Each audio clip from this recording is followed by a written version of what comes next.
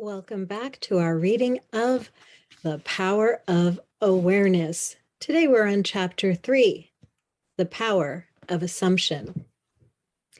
Man's chief delusion is his conviction that there are causes other than his own state of consciousness.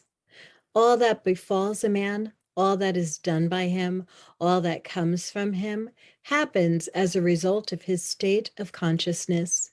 A man's consciousness is all that he thinks and desires and loves, all that he believes is true and consents to. That is why a change of consciousness is necessary before you can change your outer world. Rain falls as a result of a change in the temperature in the higher regions of the atmosphere. So, in like manner, a change of circumstance happens as the result of a change in your state of consciousness. Be ye transformed by the renewing of your mind. To be transformed, the whole basis of your thoughts must change. But your thoughts cannot change unless you have new ideas, for you think from your ideas. All transformation begins with an intense, burning desire to be transformed. The first step in the renewing of the mind is desire. You must want to be different before you can begin to change yourself. Then you must make your future dream a present fact.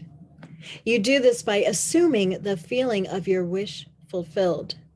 By desiring to be other than what you are, you can create an ideal of the person you want to be and assume that you are already that person.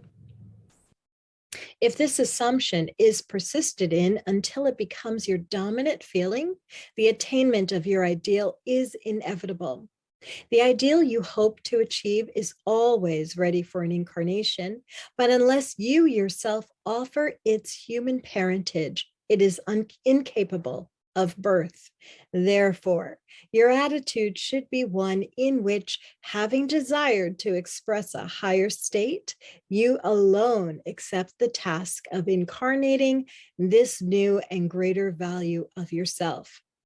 In giving birth to your ideal, you must bear in mind that the methods of mental and spiritual knowledge are entirely different.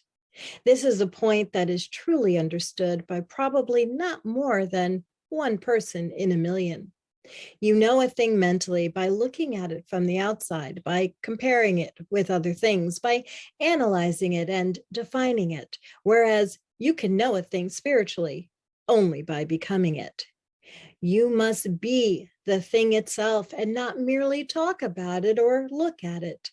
You must be like the moth in search of his idol, the flame, who, spurred with true desire, plunging at once into the sacred fire, folded his wings within, till he became one color and one substance with the flame.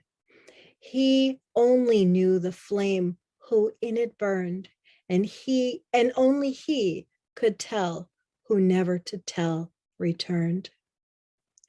Just as the moth in his desire to know the flame was willing to destroy himself, so must you, in becoming a new person, be willing to die to your present self. You must be conscious of being healthy if you are to know what health is. You must be conscious of being secure if you are to know what security is. Therefore, to incarnate a new and greater value of yourself, you must assume that you are already what you want to be, and then live by faith in this assumption, which is not yet incarnate in the body of your life, in confidence that this new value or state of consciousness will become incarnated through your absolute fidelity to the assumption that you are that which you desire to be. This is what wholeness means, what integrity means. They mean submission of the whole self to the feeling of the wish fulfilled in certainty. That new state of consciousness is the renewing of mind which transforms. There is no order in nature corresponding to this willing submission of the self to the ideal beyond the self. Therefore, it is the height of folly to expect the incarnation of a new and greater concept of self to come about by natural evolutionary process.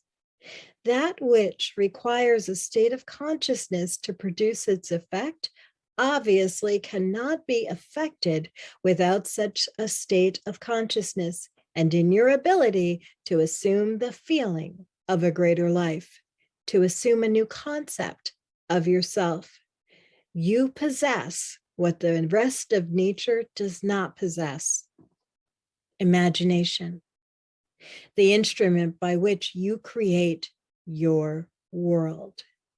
Your imagination is the instrument, the means whereby your redemption from slavery, sickness, and poverty is effected.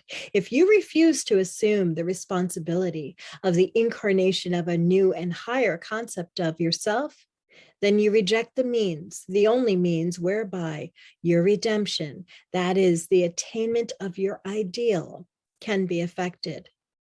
Imagination is the only redemptive power in the universe. However, your nature is such that it is optional to you whether you remain in your present concept of yourself, a hungry being longing for freedom, health, and security, or choose to become the instrument of your own redemption, imagining yourself as that which you want to be, and thereby satisfying your hunger and redeeming yourself.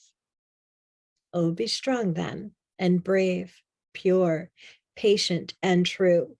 The work that is yours, let no other hand do.